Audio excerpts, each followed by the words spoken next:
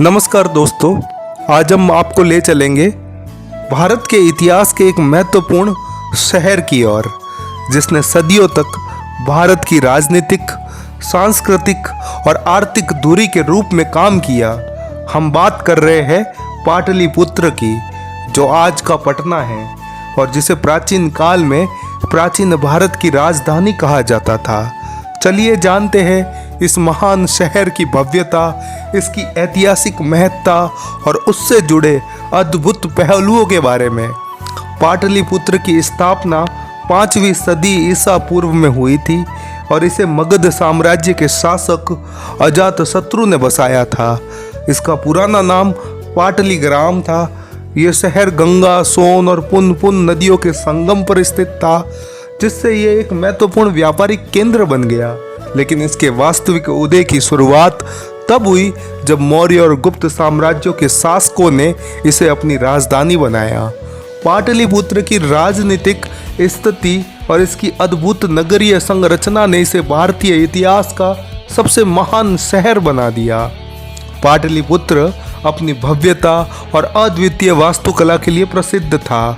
मौर्य वंश के दौरान, खासकर चंद्रगुप्त मौर्य और अशोक के शासनकाल में, पाटलिपुत्र को एक अत्याधुनिक और विशाल शहर के रूप में विकसित किया गया।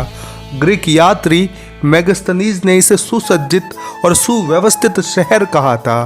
पाटलिपुत्र का शाही महल लकड़ी से बना था, जिसे लाखों का महल कहा जाता था, और इसकी सुंदरता अकल्पनीय थी। मौर्य साम्राज्य के शासक अशोक ने पाटलिपुत्र को एक भव्य नगर के रूप में परिवर्तित किया।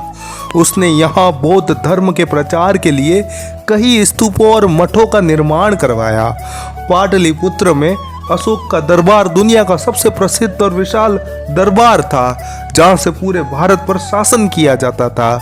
यह शहर न केवल राजनीतिक केंद्र था, बल्कि बौद्ध धर्म और जैन धर्म के विकास का भी एक प्रमुख स्थल था। इसके अलावा पाटलिपुत्र में शिक्षा और ज्ञान का भी केंद्र था, जहां विद्वान और संत एकत्र होते थे। पाटलिपुत्र की नगर योजना अपने समय की सबसे आधुनिक और सुव्यवस्थित थी। यह शहर दीवारों से घिरा हुआ था और इसमें 64 बड़े दरवाजे थे।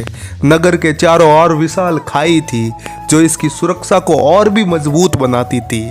शहर में जल निकासी की व्यवस्था अत्याधुनिक थी और यह नगर अद्भुत शहरी संरचना का एक बेहतरीन उदाहरण था। पाटलिपुत्र को उस समय की स्वर्ण नगरी भी कहा जाता था, क्योंकि यहाँ का व्यापार और समृद्धि पूरे विश्व में विख्यात थी। पाटलिपुत्र सिर्फ एक राजनीतिक राजधानी नहीं थी, ये एक महत्वपूर्ण व्यापारिक और सांस्कृतिक केंद्र भी था। यहाँ से सिल्क, मसाले, धातु और अन्य वस्त्रों का व्यापार होता था। इसने अपने आसपास के देशों के साथ भी व्यापारिक संबंध बनाए रखे थे और यहीं से अंतर्राष्ट्रीय व्यापार की शुरुआत हुई। यहाँ कई संस्कृतियों का समागम होता गया और ये शहर कला, संगीत और साहित्य के भी केंद्र के रूप में प्रसिद्ध था।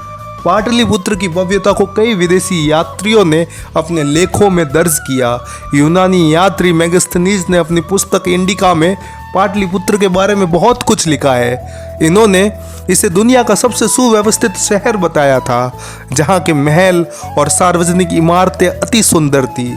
चीनी यात्री फाई यान और वेन चांग ने भी पाटलिपुत्र का वर्णन करते हुए कहा है कि ये बौद्ध धर्म का एक प्रमुख केंद्र था और यहाँ के लोग धार्मिक और सहिष्णु थे। पाटलिपुत्र की भव्यता और समृद्धि का अंत धीरे धीरे हुआ। मौर्य और गुप्त साम्राज्य के पतन के बाद इस शहर की महत्ता कम हो गई। कई बार प्राकृतिक आपदाओं और युद्धों ने इसे प्रभावित किया। समय के साथ इस ऐतिहासिक शहर का पतन हो गया। आज ये शहर पटना के रूप में जाना जाता है, लेकिन इसके खंडहरों में अब भी प्राचीन काल की भव्यता और वैभव की झलक देखी जा सकती है। तो दोस्तों, ये था पाटलिपुत्र का इतिहास, एक ऐसा शहर जो कभी भारत की धड़कन था, राजनीति, व्यापार और धर्म का केंद्र भी। पाटलिपुत्र ने भारत की प्राचीन सभ्यता को आकार देने में महत्वपूर्ण भूमिका निभाई और इसकी भव्यता आज भी हमारे दिलों में बसती है। अगर आपको ये वीडियो पसंद आया हो तो इसे लाइक और शेयर करना न भूलें। साथ ही हमारे चैनल को सब्सक्राइब करें ताकि हम आपके लिए और भी ऐसे ऐतिहासिक वीडियो ला सके। धन्यवाद।